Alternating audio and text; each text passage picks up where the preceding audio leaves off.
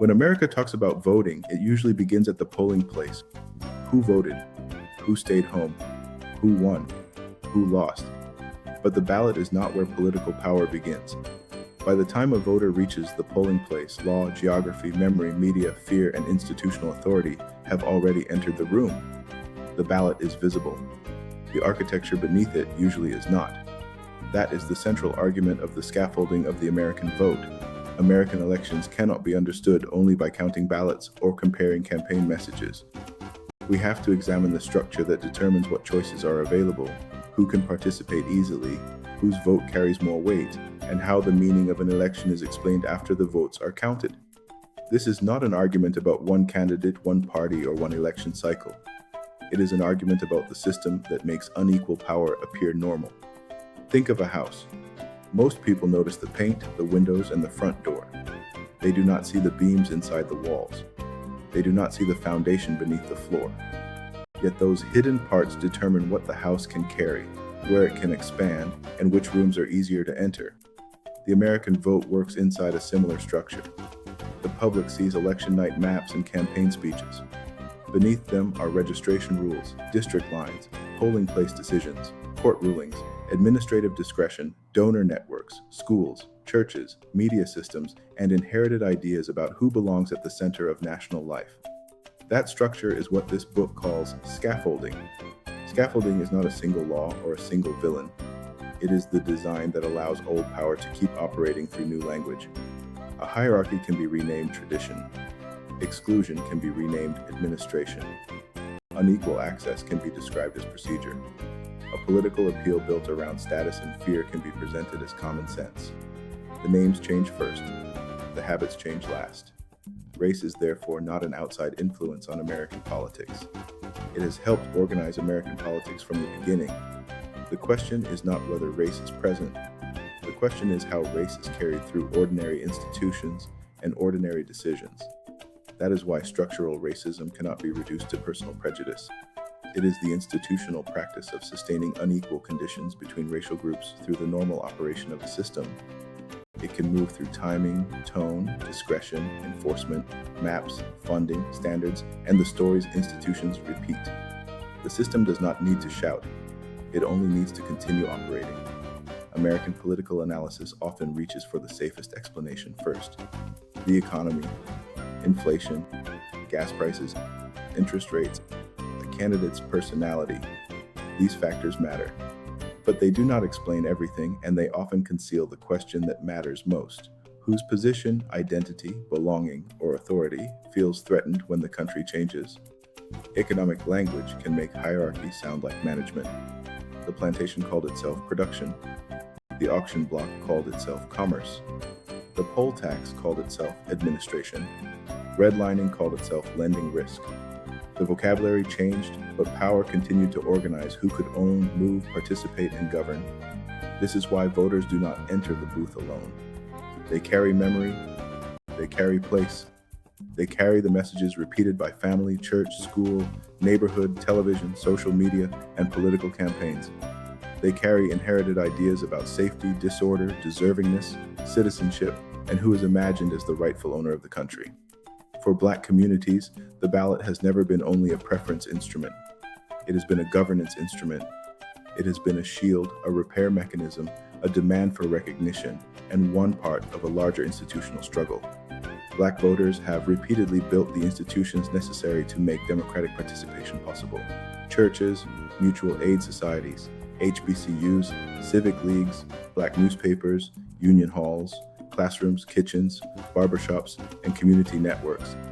These were not side spaces. They were carriers of governance memory.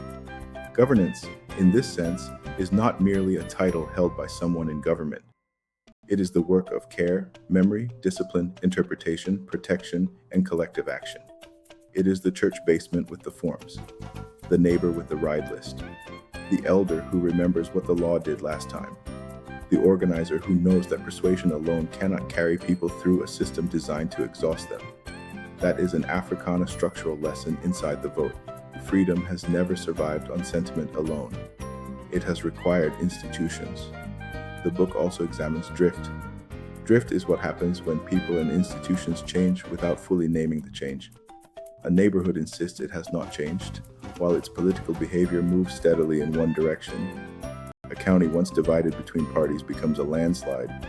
A public argument shifts from openly racial language to coded appeals about crime, immigration, tradition, disorder, or a nation changing too fast. Drift is backlash that learned how to pass as common sense. The important point is that many people do not consciously announce that they are changing their politics. The structure around them moves first. Law changes. Media narratives change. Church language changes. Neighborhood norms change. Political messages arrive wrapped in familiar words, and old hierarchies put on new clothes. This is also why polls can fail. Polls measure responses to questions. They do not always capture the historical memory beneath the response, the social pressure surrounding it, or the difference between what people say and what institutions repeatedly do. Polling offers probabilities. Americans often treat those probabilities like prophecy. But houses do not stand because of paint. Elections do not become understandable because a headline gives them a simple explanation. The same problem appears in media coverage. Modern politics runs on broadcast speed. A map changes color, and the audience is told that the country has changed. A coalition shifts, and the shift is declared a new era. A result surprises commentators, and surprise becomes the story. But broadcasting is not the same as understanding. District lines determine which votes are counted together. Registration rules influence who participates at all. Court decisions determine which protections remain and which disappear. Administrative choices shape burden and access. None of these forces appear clearly on the election night graphic, yet they shape every election. That is the difference between voting and authority. A ballot can record a choice.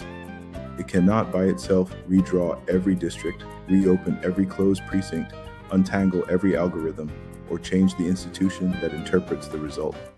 Voting matters. But voting is a moment inside a larger system of power.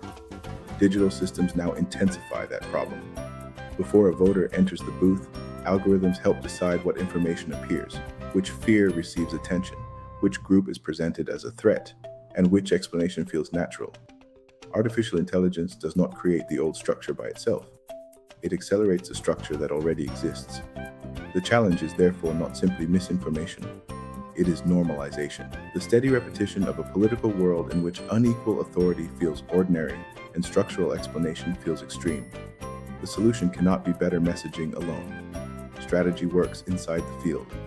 Structure shapes the field. A campaign can improve its slogan and still leave the underlying access costs untouched. A candidate can win office and still inherit institutions that distribute authority unequally. Representation can change the ceremony without changing the house. That does not make elections meaningless. It makes them more serious. The vote is a test of the structure. It tests whether rights on paper survive contact with power. It tests whether access is real or merely announced. It tests whether institutions expand shared authority or simply harvest participation for another campaign cycle. After the vote, we must ask what the vote could not reach. Do courts protect participation or narrow it? Do legislatures expand access or manage it? Do media systems reveal structure or soften it into personality? Do parties build shared authority or merely collect turnout? Do schools teach memory or train forgetting? Do civic organizations carry people toward power or only toward the next election? These are not side questions. They are the questions beneath the ceremony. The American vote is not only a democratic instrument, it is also a structural test. A nation can hold elections and still fail to distribute power fairly. It can celebrate participation while making participation more costly for some communities than for others. The deeper question is not simply who won, who lost, or which message worked. The deeper question is what system made the outcome possible before the first vote was cast. That question changes how we read elections. It moves us from personality to institution, from spectacle to structure, from surprise to pattern, and from isolated events to inherited design. The scaffolding shaped us. It does not have to define the future. Anything built can be rebuilt. But rebuilding requires more than recognizing the problem once every 4 years. It requires organized memory, institutional discipline, public interpretation, and the willingness to examine the carriers of the structure. The ballot matters. So do the boundaries surrounding the ballot. The ceremony is visible. The structure is quieter. And until that structure is made visible, it will continue deciding American power while the country argues about the paint. Visit Freedom School Academy and Roots Bookstore to purchase The Scaffolding of the American Vote.